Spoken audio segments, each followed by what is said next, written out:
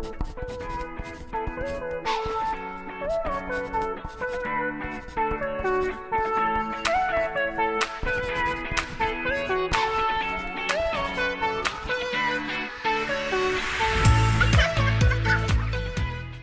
everyone, my name is Corinna and I'm a child life volunteer, and this is my friend Taylor.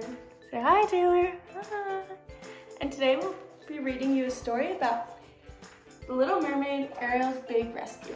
So here goes Taylor. He's going to read with us. He's a really good reader. The news was traveling rapidly throughout the undersea world. A human ship had been spotted up on the surface not too far away. Flounder, Ariel said, excited to her best friend. Come on, let's go look at the ship. Maybe we'll see some humans. Ariel, Flounder began. I don't think that's a good idea. Your father. No, Flounder, listen. Ariel replied, Daddy will never find out. And as for the humans, they won't see us if we just pop our heads above water for a minute. It'll be fine, honest. Look at it, Flounder, Ariel exclaimed. It must be a royal ship. It's so big.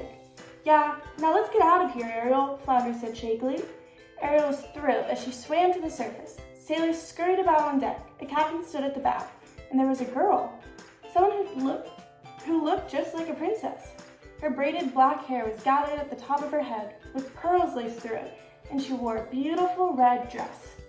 So there you see Ariel and Flounder looking at that big ship, and there's the beautiful girl in her red dress. All right, Taylor, time to flip the page. Suddenly the ship lurched, causing everyone aboard to stumble and fall. The sailors began scrambling about and shouting. A few minutes later, the captain approached the girl. Princess, I'm afraid I have some bad news, Ariel heard him say. Nothing to worry about, but our ship has hit a reef and sprung a leak. Now we're close enough to shore that we can make it, but I'm afraid we will have to toss the extra items overboard to lighten the load.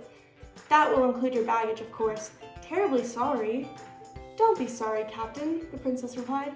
I'll do anything I can to help. And there's the beautiful princess in her red dress and the captain of the boat. Ariel and Flounder quickly ducked below the surface. Let's take a look at that leak, Ariel said. Maybe we can help. As the two friends went into the ship, they noticed that it was not merely a small leak. There was a large hole in the hull, and water was rushing into the ship. The captain must have been trying to protect the princess by not letting her know how serious it was. Quick, Flounder, Ariel said. Gather all the seaweed you can. We'll stuff it into the hole. Maybe it will slow the leak enough to give them time to get to shore. Soon Ariel and Flounder were plugging the hole with kelp. Then they swarmed next to the ship as it started moving towards land. Their plan was working. And there you can see the big hole they're trying to stuff with seaweed to protect the princess. Woohoo, cried Flounder when the ship finally reached the shore. We did it! They're gonna make it! Relieved, Ariel poked her head above the surface and took one last look at the ship. How Ariel wished she could talk with the princess just for a moment to find out what it was like to be a real human. We'd better go now, Flounder, she said, sighing. But when she started swimming towards home, she gasped. There, on the ocean floor, was a trunk, overflowing with honest-to-goodness, real human clothes. To Ariel, it was as good as a treasure chest. Look, and then you can see the treasure chest with all the clothes and diamonds and jewels. Flounder, this must be the princess's trunk, she exclaimed. Hats, gloves, capes, corsets, jewelry. Ariel didn't know what they were called, but she tried on each and every one of them. Are you sure those holes are for your arms? Flounder asked as Ariel struggled for a moment with a pair of frilly bloomers. Oh yes, they must be, she grinned. They're so cute. There, Ariel's looking all silly, trying on all the clothes in the wrong places.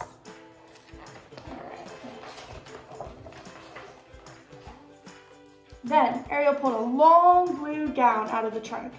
I've never seen anything so beautiful, she exclaimed. Carefully, she held it up in front of her and smiled. Gee, Ariel, you look almost human, Flounder said. I know, Ariel sighed. Isn't it wonderful? Then she stopped. She thought of the human princess on shore, by now missing her lovely clothes and jewelry. You know, these things don't belong to me, Ariel said. I should really return them to their rightful owner. Oh, no, Flounder replied. We're not going anywhere near those humans. There's Flounder looking all worried with the treasure chest full of stuff and all of their friends. Look how beautiful Ariel looks in her new dress. Let's see. But that night, with Flounder by her side, Ariel took the trunk close enough to shore so that the tide could wash it up on the beach. Playing dress-up had been fun, but it felt much better to return the items to the princess. Maybe someday I'll be able to walk on shore and wear dresses just like hers, Ariel said dreamily. I'll be a human princess too. Yeah, right, said Flounder. And I'll be your king. Now come on, let's go home before we get into any more trouble. And then you can see the real princess on land with her prince in the big castle. Ariel and Flounder just looking. And that was the end. Ariel learned to give back the stuff because that was the nice thing to do, and it made her happy for a little bit. Say bye, Taylor. Bye.